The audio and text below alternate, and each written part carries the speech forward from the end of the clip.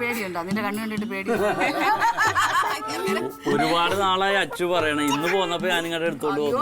അവനെന്ത് ഇഷ്ടമെന്ന് അറിയാമോ? പൂച്ചക്ക് എന്ത് പേരിടും?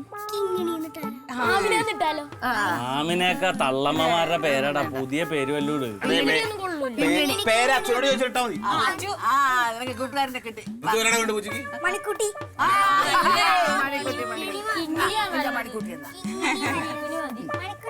എന്നാ വയറെ പിടിക്കല്ലേ? ഇതിന്റെ കൂടി ഒരു കുറവ് എവിടെ ഉണ്ടായിരുന്നുള്ളൂ. എനിക്ക് വയ്യ ഇതിനെ നോക്കാനും പിടിക്കാനൊന്നും കേട്ടോ. നീ നോക്കണ്ടോ?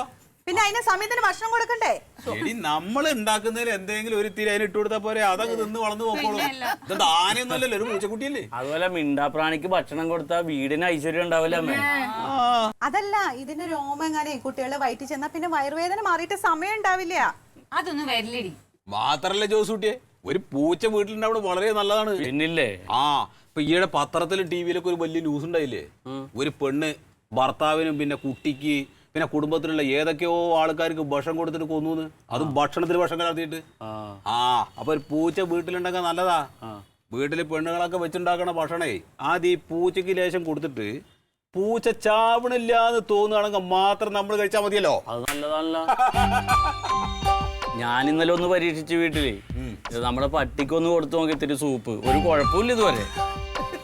ഏട്ടാ, അതെന്നാ വർത്താനായിട്ടാ പറയുന്നേ? കഴിഞ്ഞ 10-12 വർഷമായിട്ട് ഞാൻ തന്നെ നിങ്ങൾക്ക് വെച്ചുണ്ടാക്കി തരുന്നത്. എന്നിട്ട് നിങ്ങൾക്ക് എന്നെ വിശ്വാസമില്ലേ? ഞാൻ വെറുതെ പറഞ്ഞല്ലേ? വെറുതെ പറഞ്ഞതാണ്.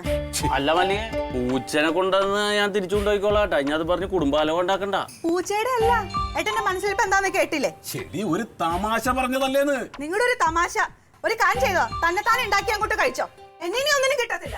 നല്ല കാര്യമുണ്ടാ? കുഴപ്പമായാ?